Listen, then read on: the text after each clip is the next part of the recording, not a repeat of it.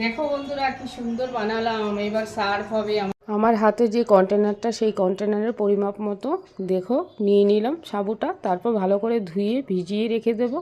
এতটা পরিমাণ জল দেব যেটা একদম ফুলে ফেপে সঠিকভাবে হয়ে থাকবে, একটুও জল বেশি থাকবে না, শুকিয়ে যাবে। সেইটাকে দিয়েই আমরা তৈরি করব সাবুর পোলাওটা। বন্ধুরা আজ আমার জায়ের সঙ্গে পরিচয় করাবো।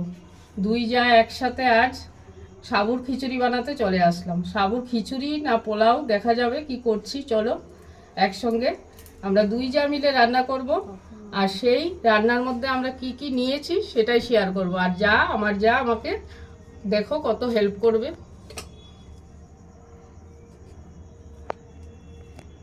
পাশে থেকো। দেখো কি সুন্দর কাটছে, খুব বাধ্য যা আমার, একদম আমি যা বলি তাই শোনে। দেখো সুন্দর করে এখন সব কিছু সবজিগুলি কেটে নেওয়া হচ্ছে। আর এইগুলি আমার গাছেরই টবে হয়েছিল। আর এই ধনে পাতাগুলিও টব থেকে নিয়ে এসেছি। এইগুলি কেটে তারপর আমি রান্নাটা বসাবো, সঙ্গে থাকবে। চলো এবার কড়াইটা বসিয়ে দিই।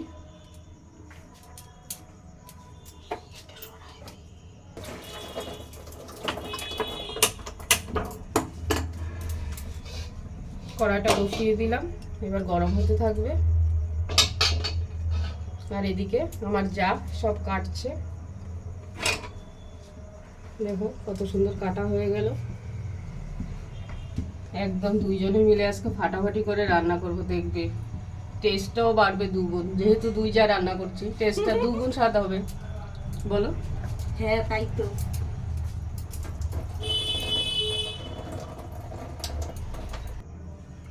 কি কি নিয়েছো বলো?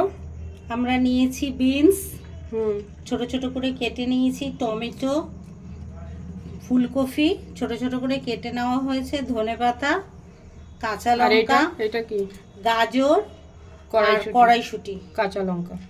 এবার এখন আমরা ফোড়নটা দেব। ফোড়নটা দেওয়ার জন্য কড়াইটা বসিয়ে নিলাম। তারপর ঘি দিয়ে ফোড়ন দেব।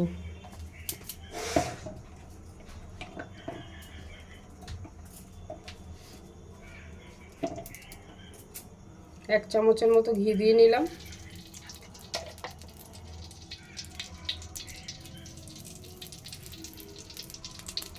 ঘি দিয়েই সমস্ত কিছু ভাজবো। তার মধ্যে দিয়ে দেব শুকনো লঙ্কা ফোড়ন। শুকনো লঙ্কা ফোড়ন এটা দেবো।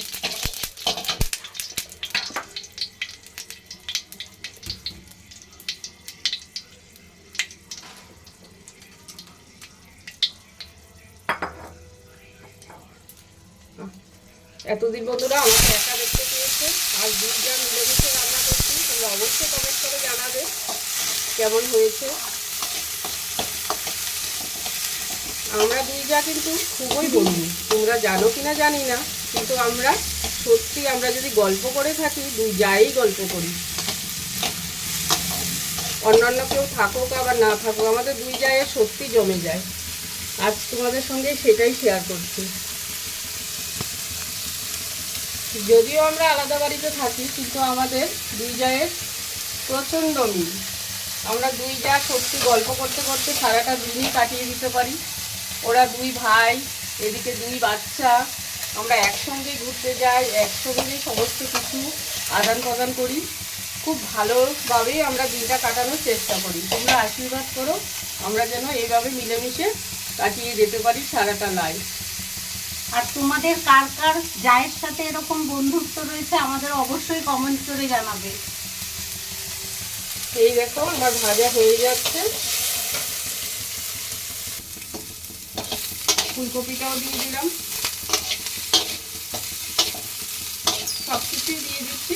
দিয়ে এবার নাড়াচাড়া করতে থাকবো। একটু ঢেকে দিই, তাহলে তাড়াতাড়ি সিদ্ধটা হয়ে যাবে।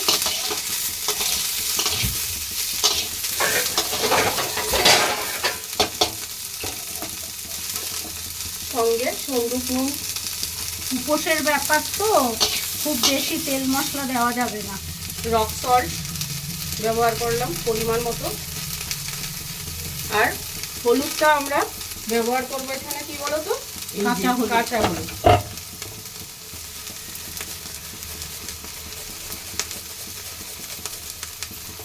কালারটা খুব একটা আসবে না, কিন্তু তাও একটা ঠিকঠাকই থাকবে। নাড়া দাও, আঁচটা কমিয়ে কমিয়ে ভেজে নেব।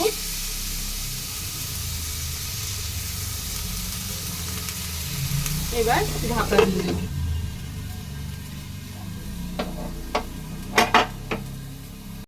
বন্ধুরা দেখি কি অবস্থা, নাড়া দাও।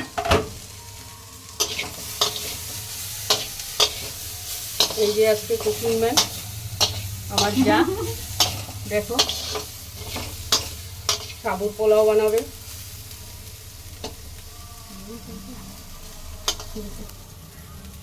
সাবুটা দিয়ে দাও। এই দেখো বন্ধুরা সাবুটা কি সুন্দর হয়েছে, দাঁড়া দাঁড়া খুলবে না, একদম বসে গেছে। এই যে বললাম দুই যা মিলেমিশে রান্না, টেস্টটা দ্বিগুণ হবে আজ। এই যে হয়ে গেল, এবার নাড়াচাড়া করতে হবে ভালো করে। দাও নাড়া দাও। টমেটোটাও দিয়ে দিলাম।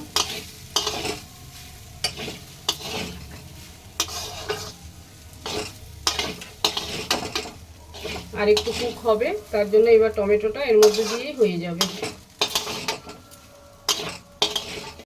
নামানোর আগে এবার ঘি, আর একটু ঘি দিয়ে দিলাম, সঙ্গে চিনি দাও,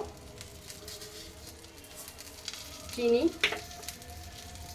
একটু ভাজা মশলা, ভাজা মশলা দাও পরে নাড়াবে, ভাজা মশলা দাও একসাথে নাড়িয়ে দেবে পরে।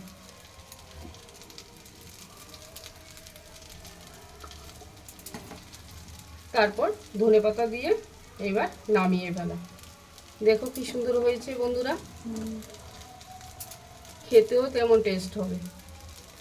আর তোমরাও জানাবে অবশ্যই যে আমি কেমন হলো আমাদের এটা। নাড়া দাও। টমেটোও দেখো সিদ্ধ হয়ে এসছে ততক্ষণে।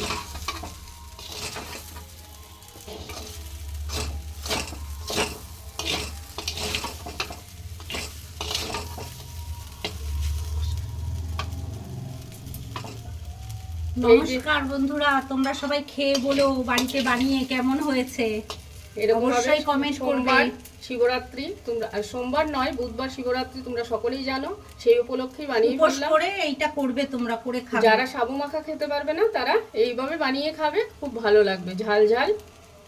আর সব শেষে বলছি আমাদের দুই জায়ের এই সাবু রান্না কেমন হলো তোমরা অবশ্যই কমেন্ট করে জানাবে, আর লাইক ও সাবস্ক্রাইব করে পাশে থাকবে।